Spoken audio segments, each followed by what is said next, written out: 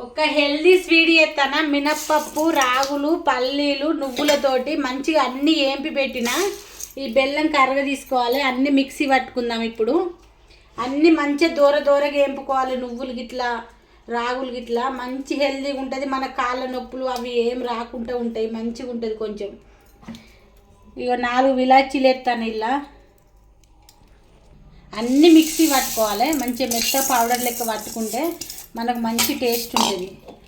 అన్నీ మంచిగా ఇట్లా మిక్సీ పట్టుకోవాలి. కచ్చపెచ్చగా పట్టుకోవాలి. ఇవి అన్నిటిని ఇట్లా పట్టుకుంటే మనకు తింటా అంటే టేస్ట్ ఉంటాయి. స్వీట్ తిన్నా మనం ఎట్లా బయట స్వీట్ తినం కదా, డైట్ చేస్తాను. అందుకే ఇంట్లోనే స్వీట్ చేసుకొని తిందామని కొంచెం హెల్తీగా.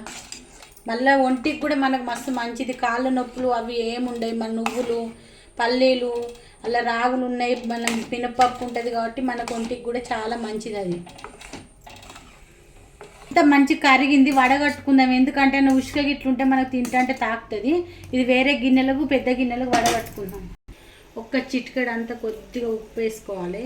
ఎందుకంటే డైరెక్ట్ బెల్లం అది తినద్దు కదా. అట్లా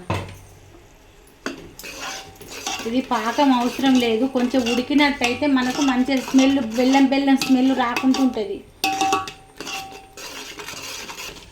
ఇట్లా మంచిగా వస్తేనే ఉడుకుతూనే మనకి ఇట్లా బుగ్గలు రావాలి. ఇది అయిపోయింది. ఇక మనం ఇప్పుడు రాగి పిండి ఫస్ట్ వేసుకోవాలి. ఇది రాగి పిండి వేసుకుంటే దీంట్లో మనకు మంచిగా ఉడికినట్టు అవుతుంది.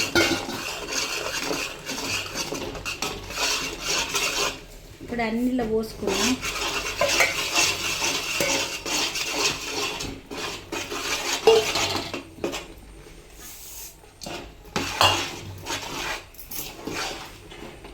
ఒక 10-20 రోజులైనా ఖరాబు కావు. మస్తు టేస్ట్ ఉంటాయి ఈ లడ్డూలు అయితే. సూపర్ ఉంటాయి. మన హెల్త్ కూడా చాలా మంచిగా ఉంటుంది.